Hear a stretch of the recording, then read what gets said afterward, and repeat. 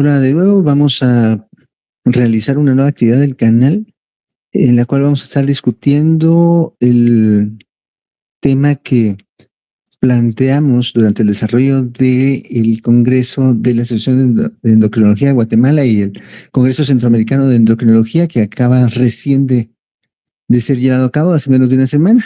Y el tema que en esta oportunidad desarrollamos fue cuál era el tratamiento o cuál es el tratamiento de elección para el hipertiroidismo, las ventajas y desventajas entre el tratamiento médico, el quirúrgico y el yodo radiactivo. Así que vamos a ir compartiendo los conceptos importantes en ese sentido.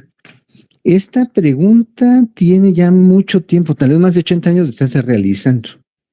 Desde el año de 1960, pues ya se empezaba a plantear en la literatura médica la disyuntiva sobre cuál sería la mejor opción, porque en esa época la principal forma de tratar a los pacientes era con la cirugía, pero ya tenían más o menos unos 20 o 30 años de experiencia con aplicación de yodo radioactivo y también con aplicación de tiurea o medicamentos bloqueadores de la producción de hormonas tiroides, antitiroideos básicamente. En la decisión de qué es lo que más conviene al paciente, los dos factores más importantes son que el médico tenga el tiempo y la oportunidad de discutir de manera cuidadosa con el paciente los pros y los contras de cada una de las opciones, y de acuerdo a eso que el paciente pueda definir qué es lo que más le conviene. O sea, es una decisión que debe ser compartida. Se debe incluir también dentro de esta evaluación los valores y preferencias del paciente. Incluso, como es al final, el tema económico, no tanto solo del tipo de tratamiento, sino el gasto que deban efectuar eventualmente. Y pues es muy importante porque si un paciente permanece hipertiroideo, aumenta hasta un 400% el riesgo de muerte global y en un 20% el riesgo de muerte cardiovascular.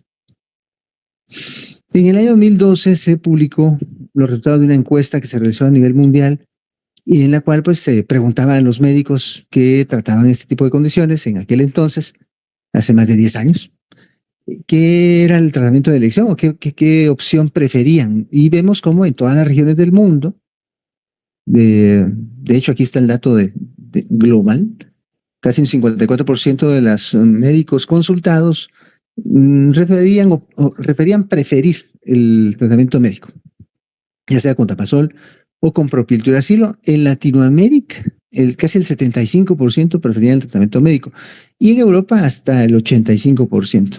En Estados Unidos, Norteamérica, ahí pues la tendencia era más a preferir el manejo con yodo radioactivo y siempre el manejo quirúrgico pues queda relegado a un tercer plano en todas estas evaluaciones en la encuesta.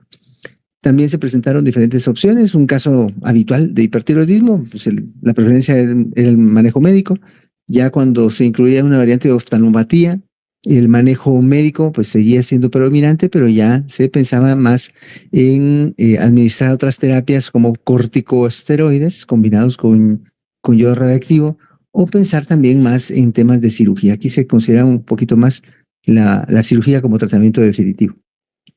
Y si las pacientes buscaban consulta o consejo por embarazo o porque se iban a embarazar, pues evidentemente en esos casos ya el médico prefería generalmente pues el tratamiento médico, pero también la opción ya sea de aplicar yodo o cirugía se determinaba de acuerdo a la distancia que se planeaba tener entre el tratamiento y el eventual embarazo.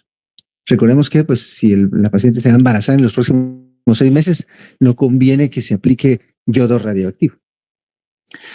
Las causas son importantes dentro de las opciones o la definición de las opciones más adecuadas para los pacientes. Definitivamente en casos de enfermedad de Graves, que es la causa principal, más del 70% de los casos de hipertiroidismo a nivel global tienen que ver con esta condición. Pues aquí el tratamiento médico con antitiroideos, con medicamentos antitiroideos son pues los de elección.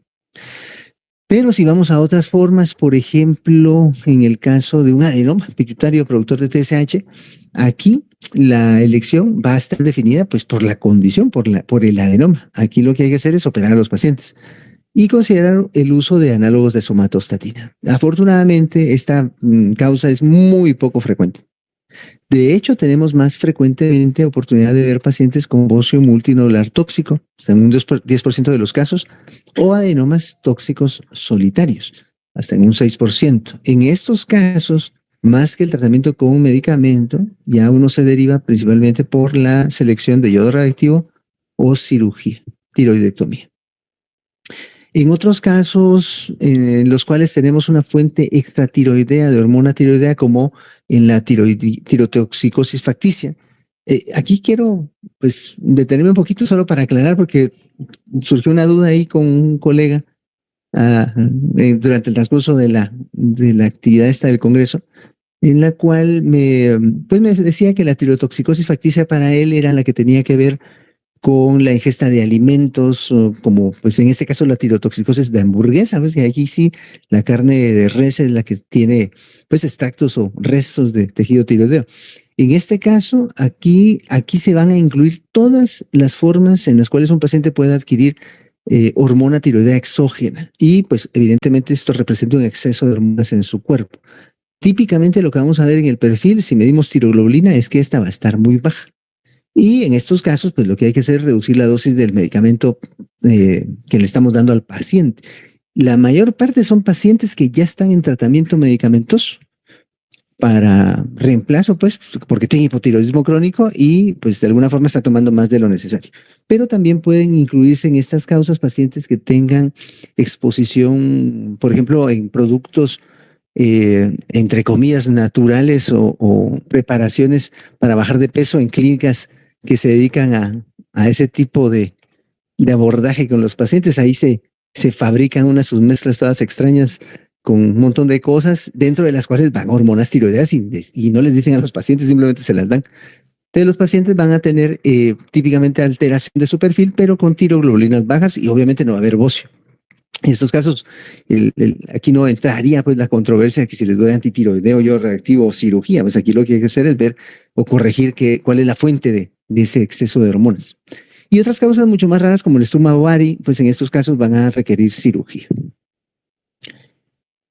Entonces, el tratamiento debe estar centrado en el paciente y debe individualizarse tomando en cuenta factores como la edad, la presencia de comorbilidades, cuál es la severidad o gravedad del hipertiroidismo, en este caso del paciente, si está afectando o no de forma importante con inflamación a nivel oftalmológica, por ejemplo. ¿Cuál es la probabilidad de que haya remisión duradera si la paciente tiene planes de embarazarse a corto o mediano plazo? Y si existe un cirujano que tenga suficiente experiencia para considerar esta opción, la opción quirúrgica, dentro de las posibles alternativas de tratamiento.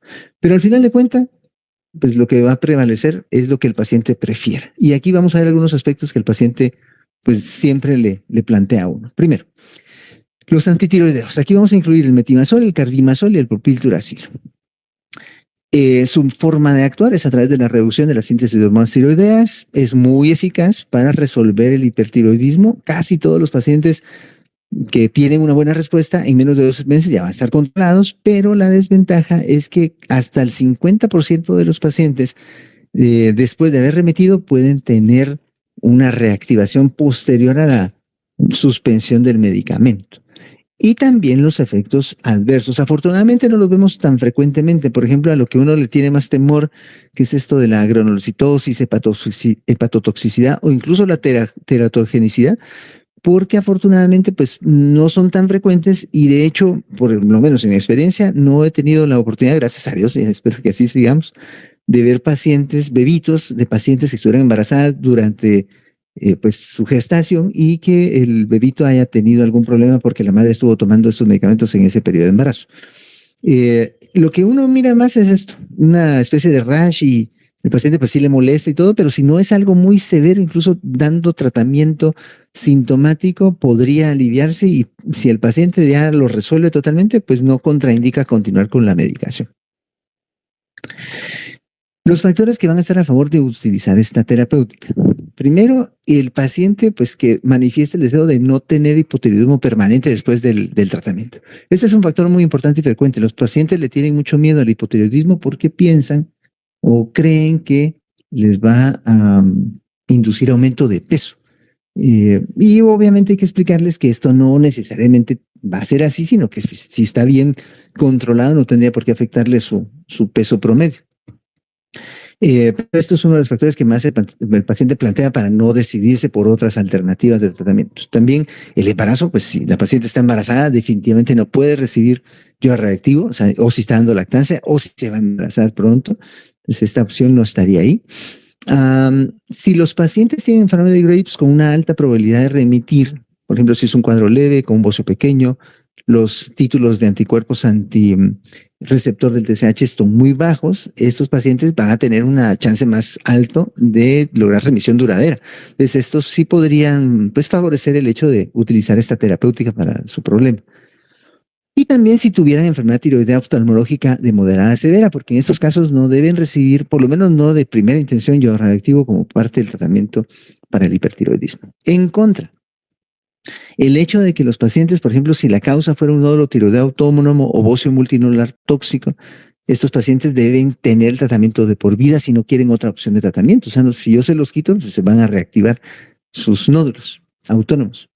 Y también el riesgo alto de que vaya recaída en enfermedad de Graves después de suspenderlo, sobre todo en los casos que no tengan esto. O sea, si son bocios grandes, si tienen cuadros muy severos, muy intensos, una elevación muy marcada de la T3, títulos de anticuerpos muy altos, pues eso ya hace más probable que haya una recurrencia. Entonces, en esos casos, pues uno debería planteárselo hacia el paciente para que tome una decisión mejor informada.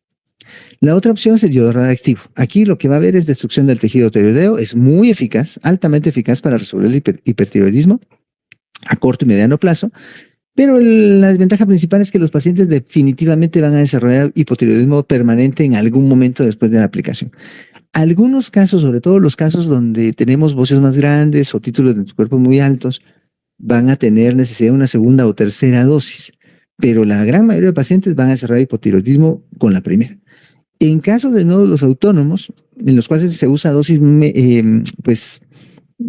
ajustadas, digamos así, para el manejo de los nódulos que están muy activos, eventualmente hasta un 60% de los pacientes van a desarrollar hipotiroidismo por la aplicación de ese yodo. Y las guías mencionan un posible aumento del riesgo de cáncer de mama y otros tumores sólidos, pero a las dosis que uno utiliza realmente el riesgo no existe, o sea, es insignificante o no existe. Y generalmente cuando los pacientes presentan algún tumor, las pacientes sobre todo de cáncer de mama que presenten años después de haberse aplicado y que tengan la inquietud de saber si tuvo que ver con el yodo radioactivo, lo más seguro es que no, y lo más probable es que tengan alguna mutación en el BRCA que las predispuso a desarrollar cáncer de mama, o sea, no fue por el yodo.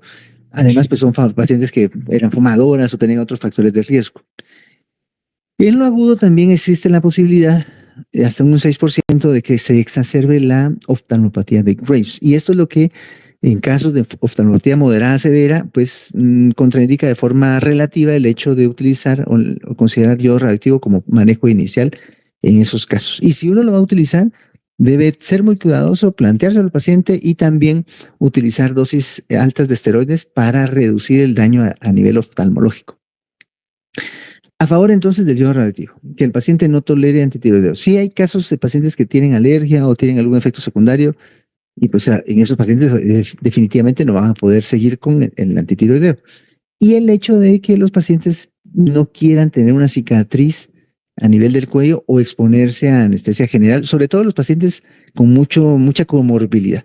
En esos casos, pues el yodo radioactivo va a ser de primera elección antes que pensar en una cirugía.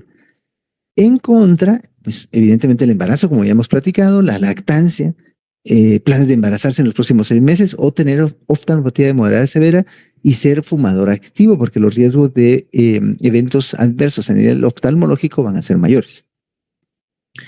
La siguiente opción es la tiroidectomía, sea total o subtotal. El mecanismo de acción tiene que ver con la remoción del tejido tiroideo. Su eficacia es muy alta para resolver el hipertiroidismo en los casos de tiroidectomía total sobre todo. Y dentro de los efectos adversos y desventajas, pues aquí es importante lo que platicábamos de la experiencia del cirujano. O sea, que hay un cirujano experto que tenga suficiente experiencia para pues, que los pacientes se compliquen menos, porque la presencia de estas complicaciones va directamente asociada a la experiencia del cirujano.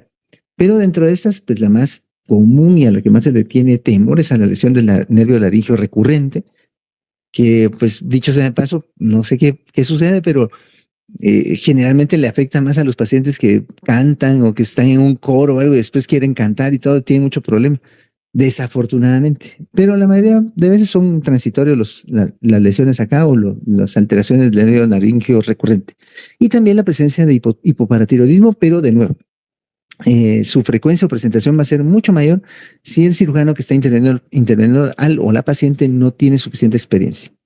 En los casos en los que la cirugía es total, o sea, la tiroidectomía es total, definitivamente va a haber hipotiroidismo permanente. Pero si se hace lobectomía por un nódulo autónomo, entonces, pues, el riesgo de desarrollar hipotiroidismo va a ser, pues, menor, pero hasta de un 14%.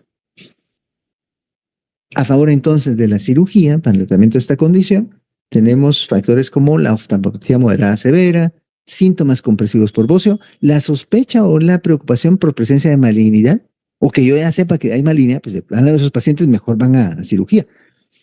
Y en contra, que el paciente no quiera tener tratamiento de reemplazo de por vida, la preocupación estética o cosmética por la presencia de la cicatriz, aunque eso también con cirujanos expertos es muy leve, o sea, ya con los años ni siquiera se le nota la cicatriz a los pacientes. Falta de acceso a un cirujano experto, esto va en contra de que usamos esta terapéutica como primera alternativa, y presencia de comorbilidades que incrementen el riesgo quirúrgico, y pues que en ese caso sería preferible mejor, si vamos a hacer algo definitivo, tratarlos con yodo radioactivo. Una cuarta opción de tratamiento es la ablación con radiofrecuencia. Estoy ganando terreno con el tiempo. También el mecanismo de acción tiene que ver con disfunción del tejido tiroideo. Se utiliza principalmente y casi que únicamente para nódulos autónomos. Es bastante eficaz en normalizar la función tiroidea. Más del 60% de los nódulos se estabilizan su función. Los efectos adversos tienen que ver con la aplicación del tratamiento. O sea, aquí yo lo planteo como ventaja o desventaja porque pues el riesgo global de complicaciones es bastante bajo, pero va a incluir cambios en la voz, ruptura del nódulo, quemadura de la piel, lesión del plexo braquial, pero también depende de la experiencia del centro donde se esté aplicando. Dicho sea de paso, aquí en Guatemala aún no se puede aplicar. A favor, pues evitar la cicatriz de una cirugía, evitar anestesia general en pacientes con mucha comorbilidad. Factores en contra, pues obviamente no es apropiado para la enfermedad de Graves, no podemos tratar esta condición con este abordaje. No es efectivo si el bocio es multinodular y tóxico, grande, y bueno, que no hay acceso, como ya platicamos aquí, que pues no hay en Guatemala. Una revisión rapidísima de las guías. En 2016, la Asociación Americana de Tiroides publicó las guías para el manejo de hipertiroidismo y otras causas de tirotoxicosis, y aquí nos resume, pues básicamente, de acuerdo a la condición, cuál es el tratamiento de mejor elección, marcado pues con las flechitas, los chequecitos esos que están acá. Entonces, por ejemplo, vemos aquí, en caso de efectos de reacciones adversas mayores a los antitiroideos, pues ya de plano no le voy a dar más antitiroideos, no vamos a probar con uno y con otro. Pensamos en cirugía, pero principalmente en yodo radioactivo. Por ejemplo, también si existe sospecha o confirmación de malignidad, pues ya de plano nos vamos a seleccionar cirugía. O sea, hay que informar al paciente que la primera opción, casi que la única, es que lo operen. Y de acuerdo entonces a las condiciones, vamos escogiendo lo que más convenga.